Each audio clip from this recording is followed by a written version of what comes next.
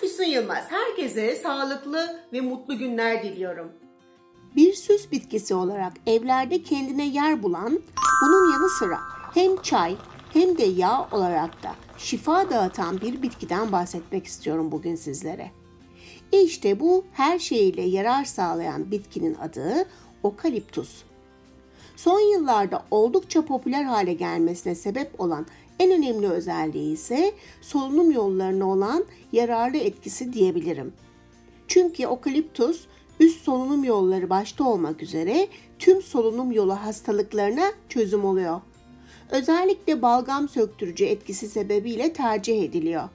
Buhar banyosu yapılarak değerlendirildiğinde nefes açıcı, ferahlatıcı bir etki oluşturuyor ve boğaz ağrılarını hafifletiyor. Kan şekerini düşürücü etkisi sayesinde şeker hastaları tarafından çay olarak kullanılsa da oldukça etkili olduğu için mutlaka doktora danışarak tüketmek gerekiyor.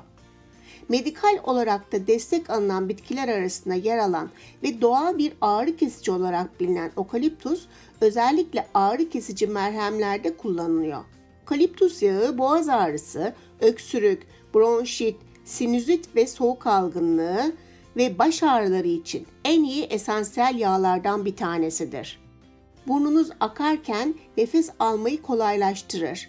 Özellikle çay olarak tüketildiğinde vücutta sakinleştirici bir etki oluşturur. Bu sayede stres ve strese bağlı uykusuzluk sorunu yaşayanlara da yardımcı olur. Okaliptus yağı antibakteriyel özelliklere sahiptir. Bu sayede ciltte yaralı bölgelerin daha hızlı iyileşmesine, mantar gibi yaygın olarak yaşanan cilt sorunlarına, kesiklere, uçuk ve böcek ısırıklarına karşı oldukça güçlü bir şekilde fayda sağlar. Antibakteriyel etkileri sebebiyle gargara olarak kullanıldığında ağız sağlığını destekleyici etkiler gösterir. Okaliptus yağını güvendiğiniz aktarlardan temin edebilir, faydalarından yararlanmak için az miktarda zeytinyağı ile karıştırarak göğüs bölgenize, sırt veya boğazınıza hafifçe masaj yaparak sürebilirsiniz.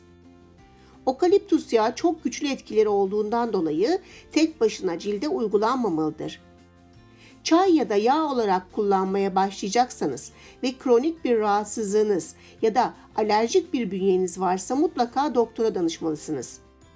Hamile ya da emziren annelerin ve küçük çocukların da okaliptusun her türlü kullanımından uzak durması gerekmektedir.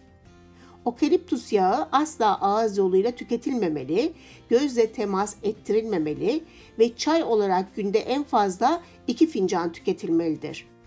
Yani etkileri çok kuvvetli olmasından dolayı dikkatli kullanıldığında oldukça faydalı bir bitkidir. Evet, bugünlük de bu kadar.